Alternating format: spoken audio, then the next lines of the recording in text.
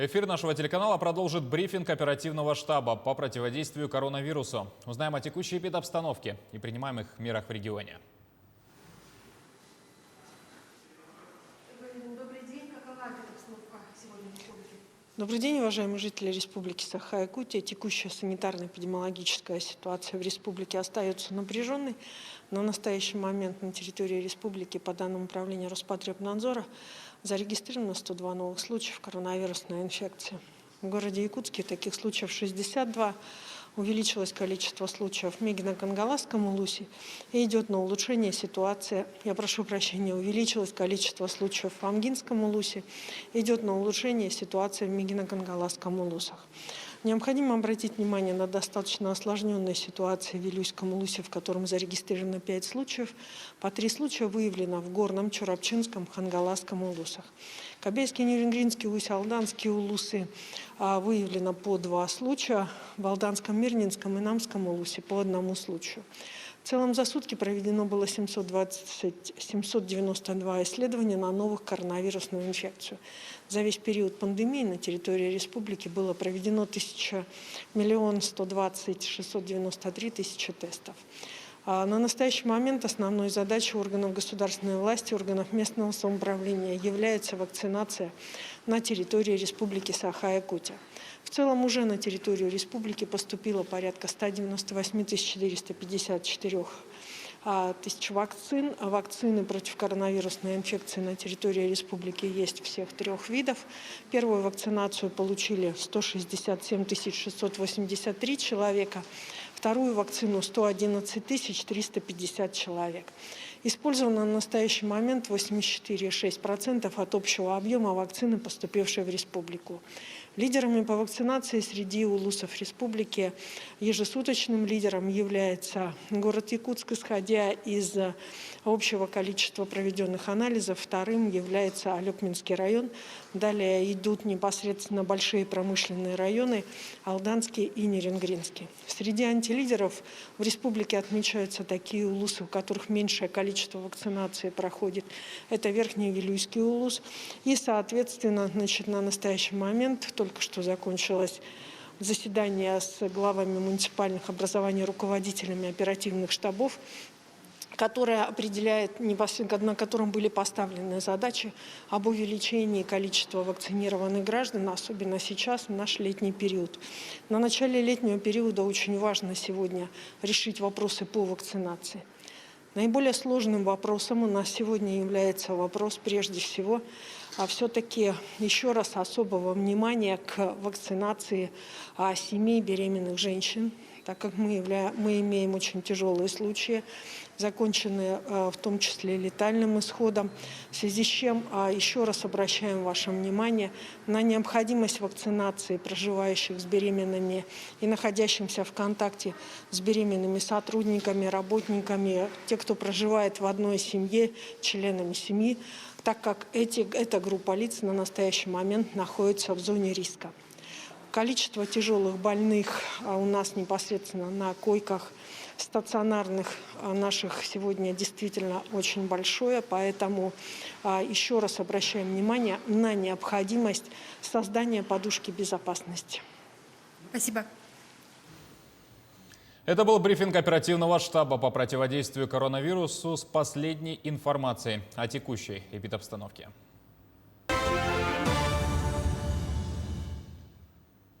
Далее расскажем о других новостях, а вот главные темы. Огонь вплотную подошел к 2 населенным пунктам Сунтарского района. Корреспондент нашего телеканала накануне прошел вакцинацию от коронавируса в прямом эфире. Сегодня расскажет о своем самочувствии после прививки. Детский сад на 240 мест планируют сдать в Алекминске в этом году. За ходом стройки следила наша съемочная группа. Пожары угрожают населенным пунктам в Сунтарском районе. Огонь подошел на расстояние 5 километров от села Куакуну. С огнем борются более 20 человек, большая часть которых местные жители. Также есть возгорание в 2,5 километрах от села Тюбяй. По информации пожарных, оно распространяется в сторону от населенного пункта. Там привлекли к тушению более 60 человек и 4 единицы техники. За сутки в Якутии удалось ликвидировать 4 лесных пожара на площади 150 гектаров. По данным Минэкологии региона, минувшим днем обнаружили еще 6 очагов. Также в ведомстве сообщили, что в настоящее время ведут борьбу с 10 пожарами на площади более 350 гектаров. Лес горит в Мирнинском, Нюрбинском, Сунтарском, Намском, Алекминском и Усть-Алданском районах. На тушении задействовано более 300 человек и 40 единиц техники.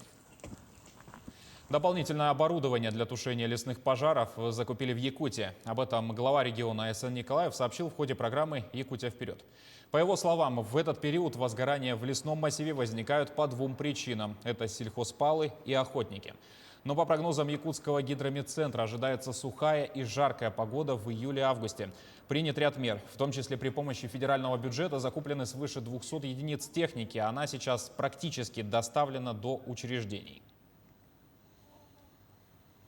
Накануне наш корреспондент Дмитрий Тымыров в ходе прямого включения о пунктах вакцинации и новом третьем препарате Ковивак получил прививку от коронавируса в прямом эфире. Сейчас он прокомментирует, как чувствует себя после процедуры. Коллеги, здравствуйте. Ну вот, получается, у меня уже сегодня сутки, как я получил вакцину от коронавируса. Эту ночь я провел нормально, у меня не было никаких симптомов, то есть не было ни температуры, ни озноба, чувствовал себя прекрасно, спал тоже прекрасно и, соответственно, чувствую себя прекрасно тоже сегодня утром.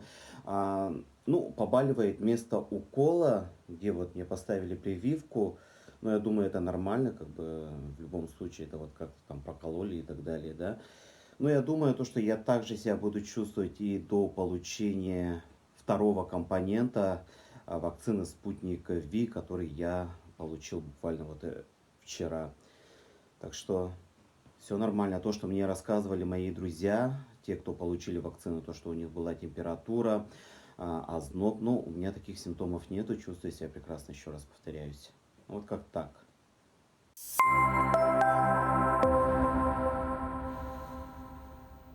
Сегодня в мире отмечают День защиты детей. В следующем материале расскажем о буднях врача перинатального центра. Там для женщин с ковидом сформировали акушерско-инфекционное отделение. За 2020 год там родились от матерей с коронавирусом более 200 ребятишек. В этом году 70. У всех анализ ПЦР отрицательный. Как работают врачи, которые помогают появиться на свет малышам, и какие нововведения есть в перинатальном центре, знает Яна Захарова. Мария Бабич работает заведующей отделением новорожденных еще с момента открытия перинатального центра в городе Якутске. Решение о том, чтобы связать свою жизнь с работой с новорожденными, пришло, когда Мария была еще студенткой медицинского института. Сегодняшняя моя работа заключается, во-первых, это организация работы моего отделения. Это организация противоэпидемического режима в отделении, проведение клинико-экспертной работы, внедрение новых рекомендаций по неонатологии, внедрение новых методик. В связи с пандемией мы все соблюдаем противоэпидемические мероприятия. Это, во-первых, масочный режим. Да? В моем отделении активно идет иммунизация сотрудников против коронавирусной инфекции. За время эпидемии коронавируса перинатальный центр скорректировал свою работу.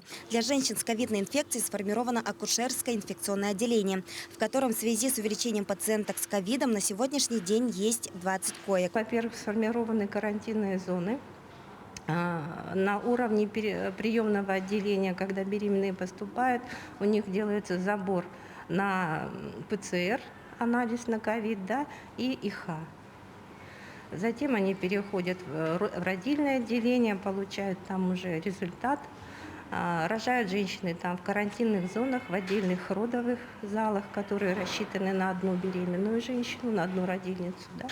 И только после этого, при получении результатов, женщины переводятся вот в наше акушерское физиологическое отделение. В среднем за сутки в перинатальном центре на свет появляются 25-30 новорожденных. Как говорят врачи, если посмотреть на показатели по гендерному принципу, девочек за последнее время рождается больше, чем мальчиков. А вот у роженицы Натальи Сарксян 28 мая на свет появился мальчик. Поступила, очень быстро нас приняли и очень быстро я родила. Скоротечно. У меня вторые роды. Дочку я рожала в 2018 году тоже в этом центре. И всю вторую беременность я мечтала родить именно здесь. Потому что здесь очень хороший персонал, очень вежливые люди. Медсестры, врачи очень хорошо объясняют. Противоэпидемический режим здесь соблюдается очень хорошо.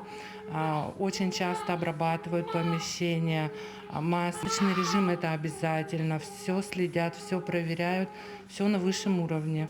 Женщины, которые родили 1 июня в Международный день защиты детей в перинатальном центре, получат свидетельство о рождении ребенка уже при выписке. Добрая традиция зародилась еще в 2019 году благодаря трехстороннему соглашению между перинатальным центром, управлением ЗАГС и Якутским региональным отделением Движения Матерей России.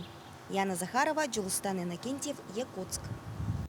Юных якутян и их родителей с Днем защиты детей поздравил глава региона Айсан Николаев. Он написал, что во все времена забота о детях, защита их жизни и здоровья, создание условий для полноценного развития остается одним из главных приоритетов государства и общества. Этот светлый праздник напоминает нам, взрослым, об ответственности за счастливое детство и благополучие подрастающего поколения. Самые главные проявления искренней любви, заботы, внимания и поддержки дети получают, конечно же, в семье. Радует, что в Якутии увеличивается количество многодетных семей. Особые слова благодарности Айсан Николаев выразил приемным семьям за неравнодушное отношение, тепло и заботу, которую они дарят каждому ребенку.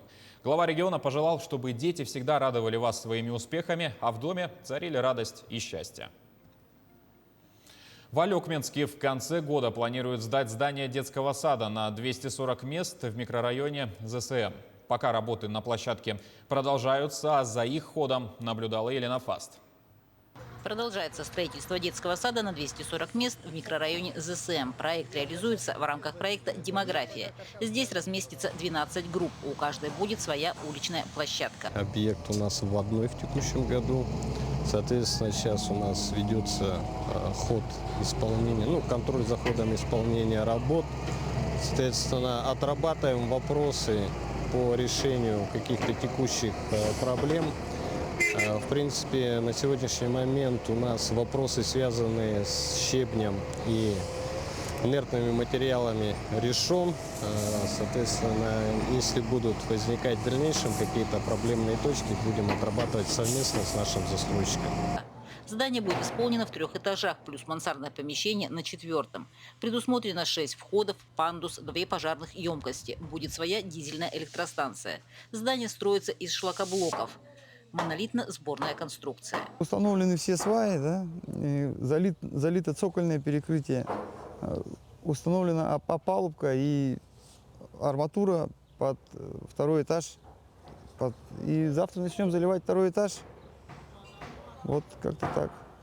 Сделаны все лестничные крыльца, марши. Материалы для производства работ на данном этапе имеются. Готовится загрузка баржи с шлакоблоками и прочими материалами.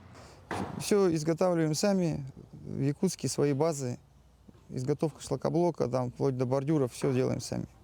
Само здание планируют завершить к концу августа. Окончательный срок сдачи под ключ – конец декабря. На данный момент сейчас работает 48 человек. У нас срок сдачи по графику 20 декабря. Но мы берем, как говорится, повышенное обязательство, как обычно, сдать его как можно раньше, сделать его к отопительному сезону. Елена Фаст, Максим Копылов, Алекменск. Северянам вновь будут устанавливать повышенную пенсию по заявлению с 1 июня. При этом жителям северных регионов необходимо раз в год подтверждать свое фактическое место проживания для ее получения. До сегодняшнего дня действовал упрощенный порядок, введенный из-за пандемии коронавируса, по которому заявление подавать было не нужно. Фактическое место проживания уточнялось по данным работодателей, либо же по телефону при непосредственном общении с пенсионером. Также северяне, достигшие 80 лет, имеют право на повышение вдвое фиксированной выплаты к пенсии. В 2021 году ее размер с учетом районного коэффициента составляет 9066 рублей. Осталось ровно 20 дней до начала приемной кампании в СВФУ. На 2021-2022 учебный год там выделено более 4000 бюджетных мест. Одно из нововведений приемной кампании – присвоение абитуриенту уникального кода. Это номер пенсионного страхового свидетельства. Также личный код может дать приемная комиссия. По нему абитуриент будет узнавать о статусе и результате своей заявки. Подать ее можно 3 способами: через личный кабинет абитуриента, через портал госуслуг и при помощи оператора почтовой связи. Наш вуз установил по головному вузу не более чем 5 заявлений, а также у нас есть 3 филиала, это в городах Мирный, Нерюнгри и Анадырь. Включая наши филиалы, абитуриенты могут подавать заявления на не более чем 10 направлений. У нас приемная кампания начнется с 20 июня. С 29 июля мы заканчиваем прием документов от лиц, поступающих только по результатам ЕГЭ. И у нас процедура зачисления начнется с начала августа. А последнее зачисление на бюджет мы планируем закрыть 17 августа. Решение о проведении эсэха в районах примут, исходя из эпидобстановки. Об этом в ходе передачи «Якутия вперед» сообщил глава Якутии Айсан Николаев.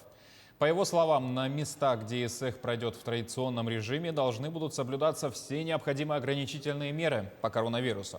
Это масочный режим, дезинфекция, термометрия, вакцинация участников культурной программы и обслуживающего персонала. Результаты по принятому решению о проведении, по словам Николаева, будут известны ближе к середине июня. Также Айсан Николаев рассказал, что международный чемпионат по оленеводству пройдет в Якутии в следующем году. Он попал в программу мероприятий Арктического совета под председательством России. Это будет первый подобный чемпионат в республике, который получит статус международного. Также в план мероприятий вошли Всемирный саммит по вопросам изменения климата и таяния вечной мерзлоты и научно-практическая конференция «Северный форум по устойчивому развитию». Далее, сразу после нас, смотрите репортаж моей коллеги Юлии Михайловой, снятый специально ко Дню защиты детей. Нередко родители сами становятся причиной несчастливого детства своего же ребенка. От каких еще угроз должны мы, взрослые, уберечь наших детей? Обо всем этом и не только узнаем через несколько секунд. Ну а наша программа подошла к концу. Спасибо за внимание, с праздником и до свидания.